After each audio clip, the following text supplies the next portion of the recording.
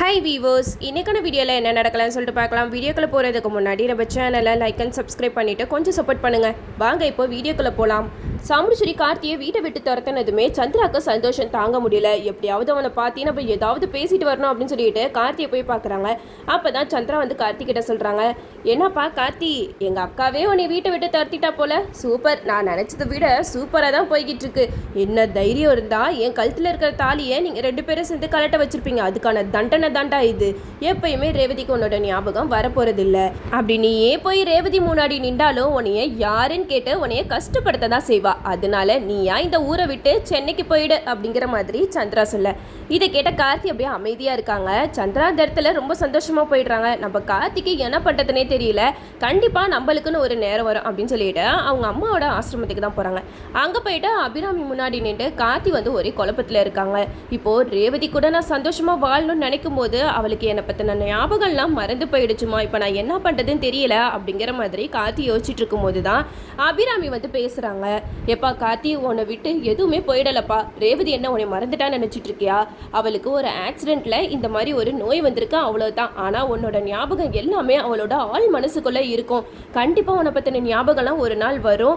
இதுக்கான சூழ்ச்சிகள் நடந்துட்டுருக்கு. அதுக்காக நீ ரொம்ப ஜாக்கிரதையாக இருந்துக்கோ. ரேவதி கிட்ட இருந்து உன்னை பிரிக்கிறதுக்காக நிறைய பேர் சூழ்ச்சி பண்ணிக்கிட்டு இருக்காங்க. அதை எப்படியாவது தெரிஞ்சுக்கிட்டு அதுக்கு என்ன பண்ணணுமோ அதை பண்ணுப்பா. எப்படியாவது ரேவதி கூட சேர்ந்து நீ சந்தோஷமாக வாழணும், எனக்கு அதுவே போதும் அப்படின்னு சொல்லிட்டு போயிடுறாங்க. அப்போ தான் கார்த்திக்கு தெரியுது, அப்போ நம்மளை சுற்றி ஏதோ ஒரு சூழ்ச்சி நடந்துட்டுருக்கு. கண்டிப்பாக இதுக்கான காரணம் யாராக இருப்பாங்க, அந்த சந்திரகலாவாக தான் இருப்பாங்க அப்படின்னு சொல்லிட்டு கார்த்தி வந்து யோசிச்சுட்டு இருக்காரு. அப்போ தான் மயில் வாகனத்துக்கு ஃபோன் பண்ணுறாங்க. அப்போது மயில் கிட்ட கேட்குறாங்க, ரேவதி எப்படி இருக்கா அப்படிங்கிற மாதிரி கேட்க, அதுக்கு மயில் வாகனம் சொல்கிறாங்க, ரேவதி அமைதியாக தான்ப்பா இருக்கா, யார்கிட்டையும் முன்ன மாதிரி துருன்னு பேசிக்க மாட்டேங்கிறா அப்படிங்கிற மாதிரி சொல்ல. இதை கேட்ட கார்த்தி சொல்கிறாங்க, சரிப்பா நான் ஒன்று சொல்கிறேன், அதே மாதிரியே பண்ணுங்க.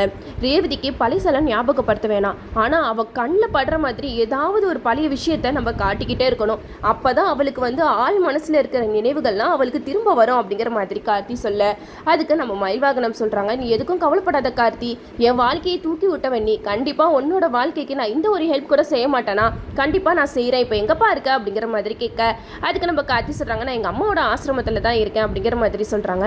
இந்த சைடு நம்ம மயில் வாகனமும் ரோகிணி கிட்ட சொல்கிறாங்க, ரோகிணி நம்ம பேசாமல் ரேவதி கிட்ட போயிட்டு கார்த்தி பற்றி பேசாமல் கார்த்தியோட ஞாபகங்கள் வர மாதிரி அவளுக்கு ஏதாவது நம்ம ஒரு விஷயம் செய்வோம் அப்படின்னு சொல்லிட்டு இன்ட்ரெஸ்டிங்காக பேசிக்கிட்டு இருக்காங்க.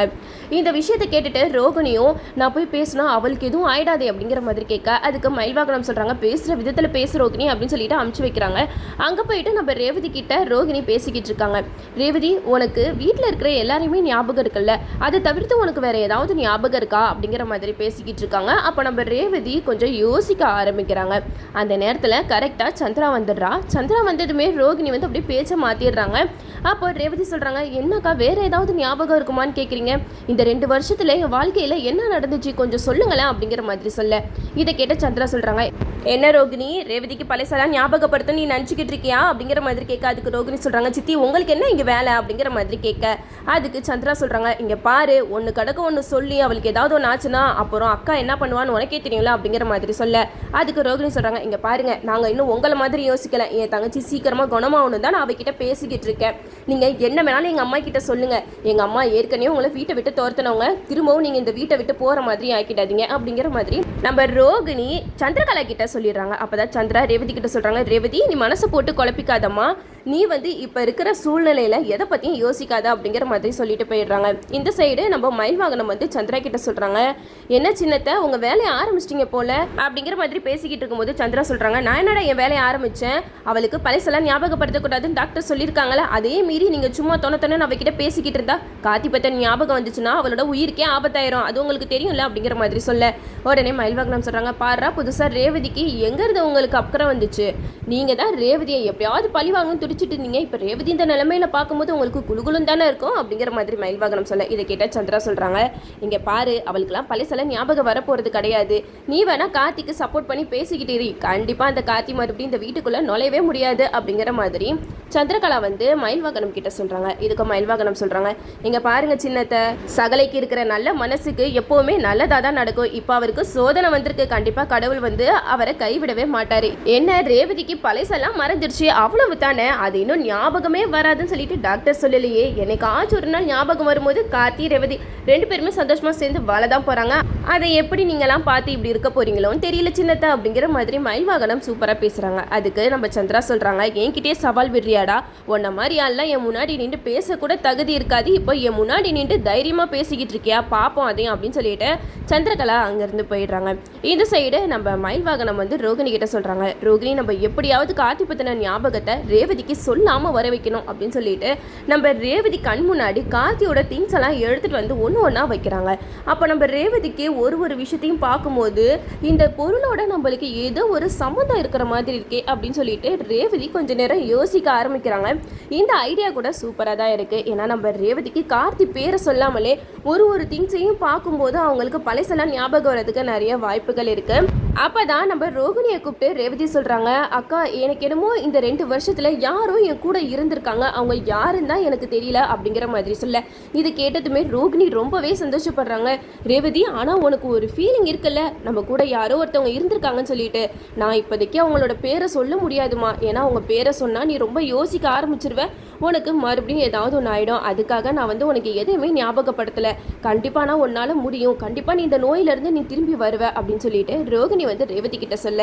அதுக்கு ரேவதி சொல்கிறாங்க, என்னாலையும் யோசிக்க முடியலக்கா, ஆனால் எனக்கு ஒரு விஷயம் மட்டும் நல்லா தெரியுது, நான் யாரையும் ரொம்ப நேசிச்சிருக்கேன் அப்படிங்கிற மாதிரி ரேவதி ரோகிணி கிட்ட சொல்கிறாங்க. இதெல்லாம் சந்திரகலா கேட்டுட்டு இருக்காங்க. அப்போ தான் சந்திரா வந்து ரோகிணி கிட்ட சொல்கிறாங்க, என்ன ரோகிணி தேவையில்லாததெல்லாம் சொல்லி ரேவதியை குழப்ப பார்க்குறியா அப்படிங்கிற மாதிரி கேட்க.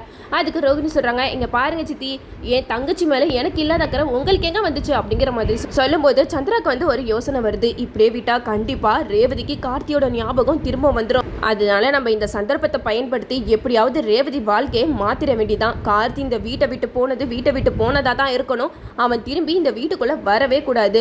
அதுக்கு நான் ஒரு ஐடியா வச்சுருக்கேன், அதை எப்படியாவது அக்கா கிட்ட சொல்லணும் அப்படின்னு சொல்லிட்டு சாம்பிச்சேரி கிட்ட சொல்ல போகிறாங்க. இந்த ஐடியா மட்டும் ஒர்க் அவுட் ஆயிடுச்சுன்னா அவ்வளோதான், கார்த்தி ரேவதி நிரந்தரமாக பிரிஞ்சிருவாங்க. அதுக்கப்புறம் சாம்பிச்சேரியை ஈஸியாக பழி வாங்கலாம், என்னோட ஆதிக்கம் தான் இந்த வீட்டில் நிலச்சிருக்கோம் அப்படிங்கிற மாதிரி சந்திரகலா ஒரு கணக்கு போட்டு சாம்பிச்சேரி கிட்ட போகிறாங்க. அக்கா, இதை இப்படியே விட்டோன்னா கண்டிப்பாக ரேவதியோட உயிருக்கு ஆபத்தாக முடியும் அப்படிங்கிற மாதிரி சொல்ல. இதை கேட்ட நம்ம சாம்பிச்சேரி வந்து சொல்கிறாங்க, என்ன சந்திரா சொல்கிற, கொஞ்சம் புரியுற மாதிரி சொல்ல அப்படிங்கிற மாதிரி கேட்க. அதுக்கு நம்ம சந்திரா சொல்கிறாங்க, இங்கே பாருக்கா, நம்மளுக்கு கடவுள் கொடுத்த சந்தர்ப்பத்தை நம்ம யூஸ் பண்ணிக்கணும். கார்த்தி பையனை நம்ம நினச்ச மாதிரி வீட்டை விட்டு துரத்தியாச்சு.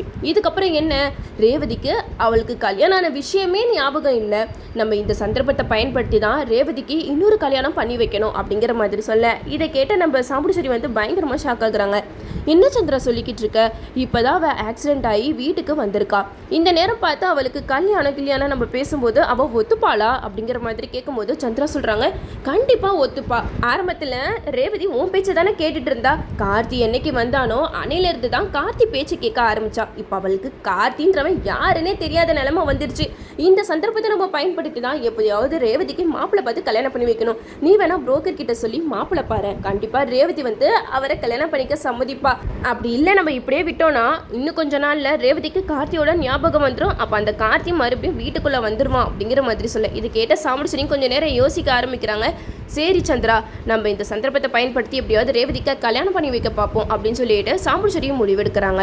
இந்த சைடு இந்த விஷயம் வந்து ரோகிணிக்கு தெரிய வருது. ரோகிணி மயில்வாகனம் கிட்ட சொல்கிறாங்க, இங்கே பாருங்க, சித்தி பண்ணுற வேலையால் ரேவதிக்கு மாப்பிள்ளை பார்க்குறதுக்கு அம்மா யோசனை பண்ணிக்கிட்டு இருக்காங்க அப்படிங்கிற மாதிரி சொல்ல. அதுக்கு மயில்வாகனம் சொல்கிறாங்க, அந்த சின்னத்துக்கு வேற வேலையே இல்லை, எப்போ பாரு கார்த்தியை பழி வாங்கணும்னு சொல்லிக்கிட்டே இருக்கு.